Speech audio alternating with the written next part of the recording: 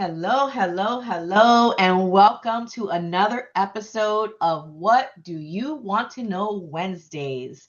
I'm Kathia Green, your South Florida realtor, and my lovely partner here, Hi, I'm Eileen Eileen Garcia. Garcia. Go ahead.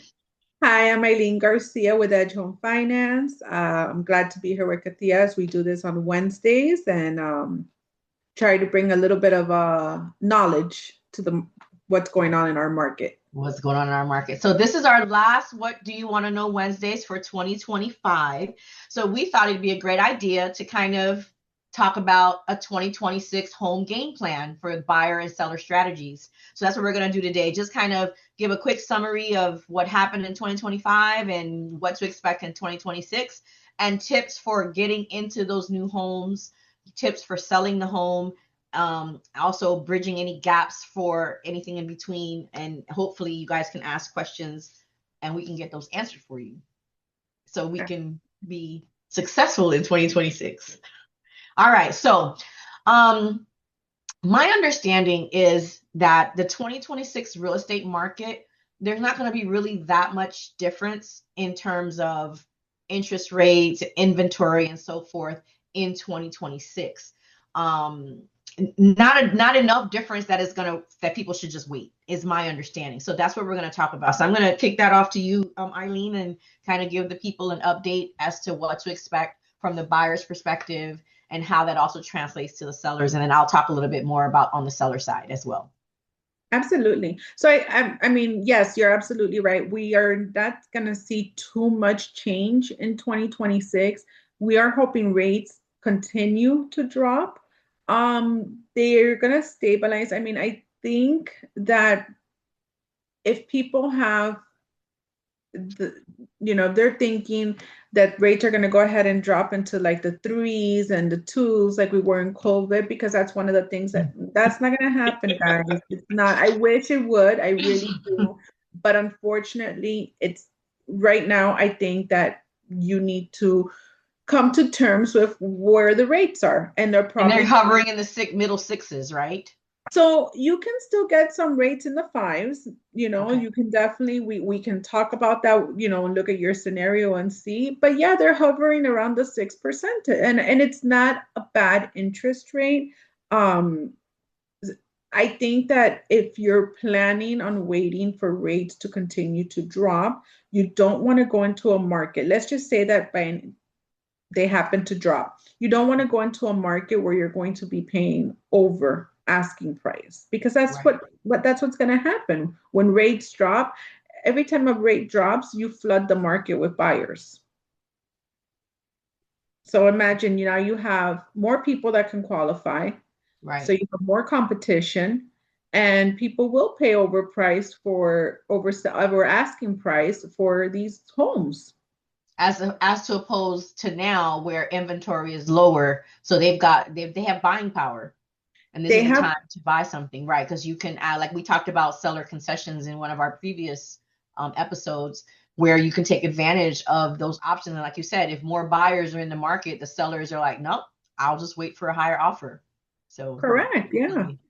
Yeah, and there's so many as a buyer, you can take advantage. We did a segment before. We talked about a 3-to-1 buy down. You can go back Right. and see our segment before that we had done on that. But that'll help you get a lower interest rate. It'll Right. help you get a lower payment for a couple years.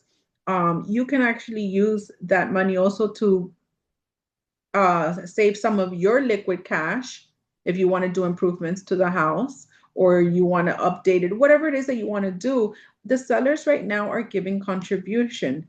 I don't think that a rate should scare anybody. You can always refinance. All Yep. these loans can be refinanced. So I think going into a property and saying, no, I want to wait until the rate drops, it's not something realistic to do in this market, because we don't see a drastic rate drop coming in 2026. Right. And historically, in any market, we always see that that same house you saw this year is going to cost you more next year, no matter what's happening in the market. So, if you find the house, if, and I also, we talked about this before too, Your buying power is wherever you are right now at this point in life. Pull the trigger because you just Right. don't know what's going to happen. And just waiting just always costs everybody more. And that's one of the biggest challenges that I find as a realtor when I try to tell my clients waiting doesn't help because we don't have that crystal ball to say, there might be a change in your job, or some life change that changes how much income is coming in or how much expenses that you have, and just waiting. It's just better wherever picture you are now, where you're pre-approved, and buy something. And property is, you have equity, and like you said, you can refinance. You just have more options when you just pull the trigger and then you work it from there, as opposed to waiting, because we don't know what you're waiting on. Exactly. I think that people are really waiting, that banking on the rates are going to come down. They're banking on the prices of the homes are going to come down as well. It might in some areas come down. It might not. It just depends. I mean, if rates do drop, Yeah, property value is going to go up. It's not going to come down. right.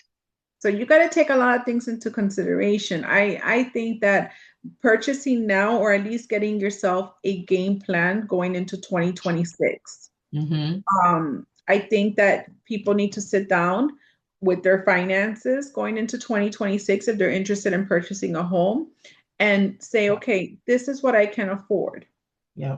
This is what I feel that I can afford. Because when you come to a lender, we only see what's on your credit report.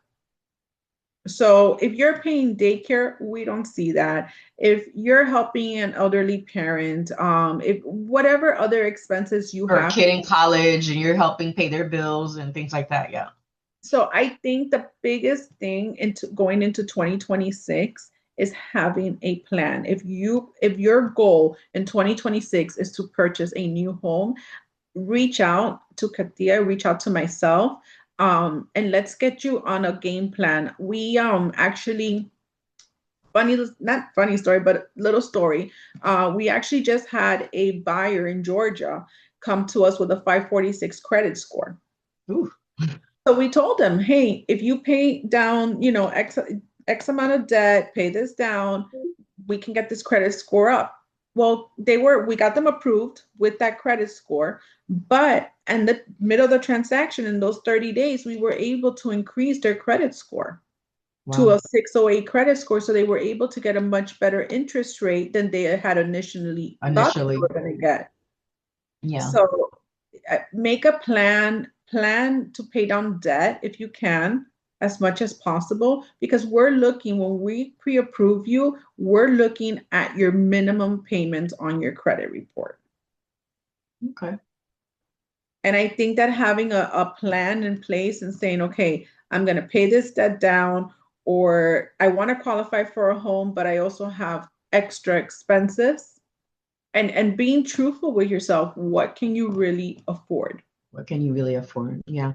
So just to summarize what you just said, buyers out there, really reach out to one of us. Or if you're working with someone already, that's fine. The bottom line is reach out to someone, a professional, and get a game plan, make a checklist, kind of get an overview of what, and then, sometimes they don't even know what their financial picture looks like. I find that to be, That happens more than you can I imagine. They're quite, know, I know it. That's yeah. half the battle. It's like they don't know how much savings they have. They don't know what their total monthly expenses are. They don't know a bunch of stuff. Or sometimes they don't even know what the expenses that are included with a mortgage. Like they have to, there's taxes, there's HOA, there's insurance, there's other things that come into play. So just learning about it and preparing and doing a checklist is more than half the battle. And like you said, how much do they need for down payment? How far away are you? You have 5,000, you need 20. What's the game plan for coming up with that 15? Can you, like these first time home buyer programs, I'm not sure what they're going to look like in 2026, but if you're eligible, or what do you need to do to become eligible? What are their requirements, and what do we need to do to fix whatever's going on in your financial picture to make you eligible for that as well? Are you a veteran? Just all those things, just to kind of look at all the options that are available to you as a buyer to help make that home ownership a more realistic goal. So definitely checklist, make a plan. Make a plan. To me, I think making a plan is the best thing. People are now, if you're self-employed, you're about to go into filing 20 taxes for 2025. A lot of people come after they file their taxes, and then you wrote off too much if you Yeah, want to qualify using taxes. that's a very good point. You get that, get with us, get with your accountant. We can all work as a team That should between. probably be our next topic for January. Mhm. The first Wednesday in January is tax filing strategies if you're planning on buying a home or something. Not that we're tax professionals, disclaimer. Yeah. Yeah, but it's still, I mean, we know that there's certain things that you should, don't say that you're making $4,000, but you have $44,000 in expenses. Right, Stuff like that is not, it's going to hurt you. And yes, right. you'll pay less in taxes going forward, but then when it comes down to buying a home, that's not going to help It's you. not going to help you. Yeah, definitely. If this Okay. is the year that you want to purchase the home, writing off a lot of stuff if you're self-employed is probably not the best bet. Again, we're not tax professionals. We do urge you to speak to your accountant, but we can work as a team, even with your own accountant. Exactly. We can all work together to make the home buying process very smooth if you're self-employed as well. Right. And a lot of times we try to tell these clients, come to us before you do something so that we can guide you, as opposed to now we have to try to fix something you already did, which causes delays, costs you more money, mistakes cost money. So, and then, the more the better decisions you can make on the home buying process. And that's just asking the questions up front before you go, doing something crazy like buying a car or Exactly. Yes, people don't realize, and as the years have gone on, the car payments have gone heftier. So we're seeing a lot of $1,000 car payments. yeah, We are definitely seeing a lot of very, very high, I call them mortgage on wheels, mortgage on wheels. Absolutely. and it's hindering people from purchasing a home. So Yeah. before you buy the car, don't just, go out there and get a car. Consult somebody, if whether it's us, another lender, like you said, just get with a professional before you purchase a car. It's very different to buy a home than it is to buy a car. Yeah. It's a lot easier to walk into a dealership and get a car than qualify for a home, especially after you've bought that car already. And now, Exactly. and now we can't do anything because you have $1,000 car payment, Yeah. which is Okay. becoming the norm. Yeah. So, we'll definitely have some more buyer tips and strategies for our series in 2026 and really drill down some more specifics. So, now let's talk a little bit about on the seller side, Uh-huh. what some of the are we done with the buyer side? Did you have something else that you wanted to? I mean, we can always go back and forth, but just pretty much, buyers they can leverage so much right now, so much buying power right now that I would not wait. I definitely Yeah. would not wait because there's so much buying power out there for buyers right now. It's a great time to buy. Yeah. Okay. So on the seller side, a lot of them, they do the same thing. They're waiting, but they're waiting for different reasons. They're waiting for, the big cash cow and everybody was, the 20K over asking and that kind of foolishness, which is not going to happen in 2026. So, and a lot of times sellers just have this overinflated valuation of their properties, which I understand. It's emotional. It's your home. You've been there 20 years. You've done X, Y, and Z to the house. I get it. But, sellers, you guys have to understand that's not how properties are valuated. It's not emotional. It's what the market calls for. Your zip code, the condition of the property, what are the other homes in the area selling for? So, and those are all things, and then there's things that you can do as a seller to help increase the value of your home. And again, that's a conversation we can have together as to kind of help you. Hey, if you do the roof, if you do the windows, if you just paint some walls, Yeah. Sometimes you it's as know, easy as some cosmetic stuff. It's just cosmetic things because it's very people, you have one chance to make an impression when a buyer walks through your home. And if they see dirty walls, their first question is, what else is wrong with this place? If they see a broken faucet or a missing smoke detector, just the littlest things, it's very mental for people. They automatically start making a checklist of what else is wrong with this house. And every time they think of something else that's wrong with the house, another $1,000 they want to ask off, another 5,000, that's going to cost this, that's going to cost that. And that's what they start doing, calculating the things that they have to replace in the home. So as a seller, again, there are things that you can do. I tell sellers too, hey, get the inspection. An inspection costs, depending on the size of the house, from like $350 to $750. But to me, that's an investment to know already before a buyer walks through your house, to know, hey, there's a leak in the kitchen, there's a leak in the bathroom, there's some wiring issues, there's sprinklers don't work, or there's a crack in the roof. Know those things ahead, and you can get an estimate as to what those repairs are and what your return on investment will be, or B, price the home accordingly based on the repairs that the buyer is going to have to make. And I love that you're touching on the inspection, because that's a lot of what we're seeing with the buyers. Once they do their inspection, they use that inspection to shop around for insurance. Yep. So they do what's called a 4-point, and they win mitigation. That when they send that over to the insurance agent's looking to see, okay, what are the conditions of the home? Right. And that's how they price out insurance for a buyer.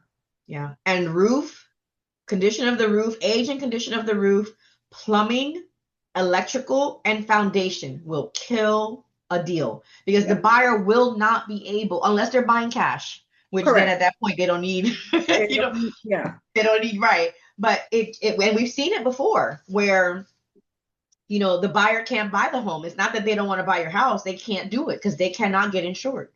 Exactly. So I see that a lot. And I think that buyers, if they do that inspection ahead of time and they get ahead of the game. You mean sellers?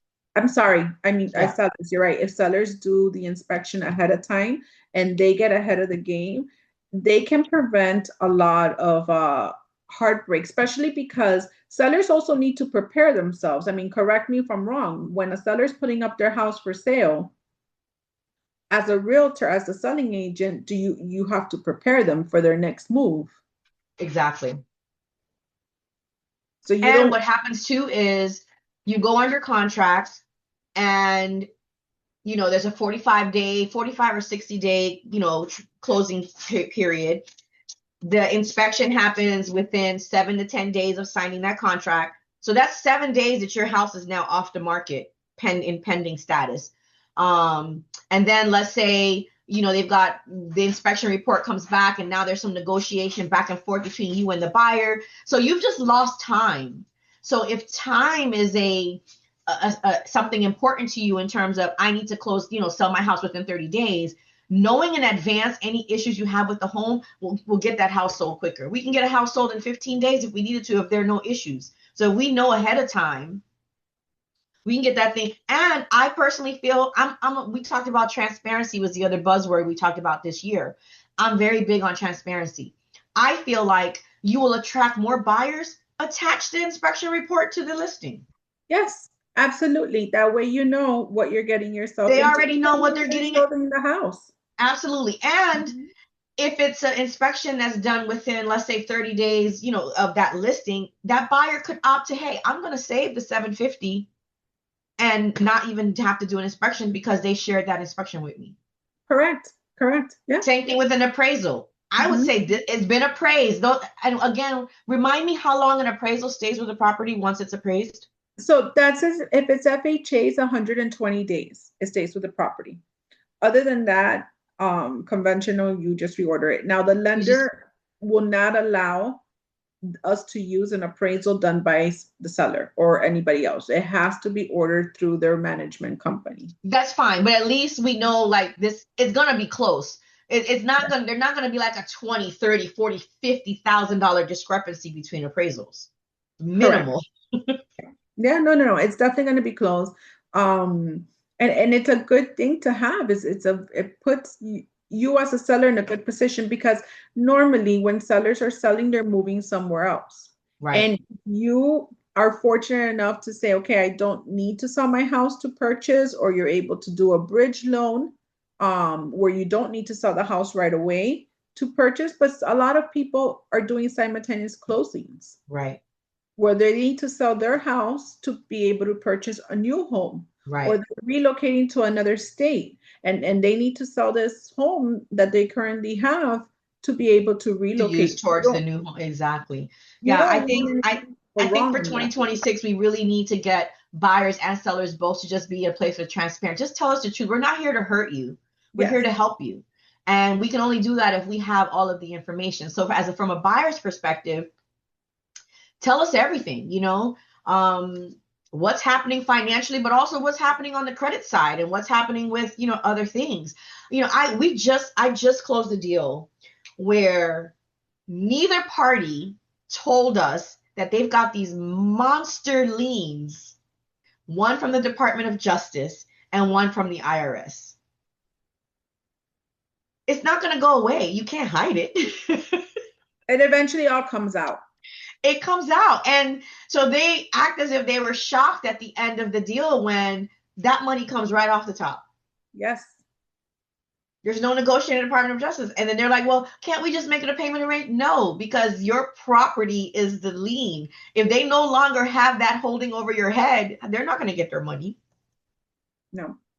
So if you tell us that up front, we could probably adjust the offer that was accepted.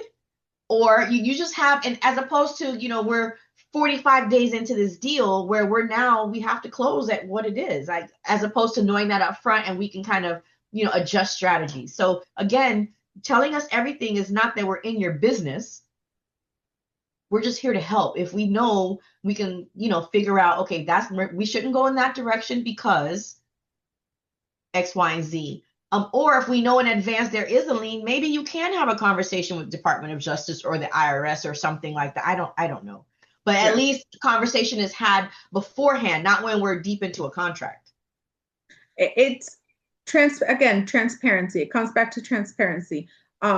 We will find out everything.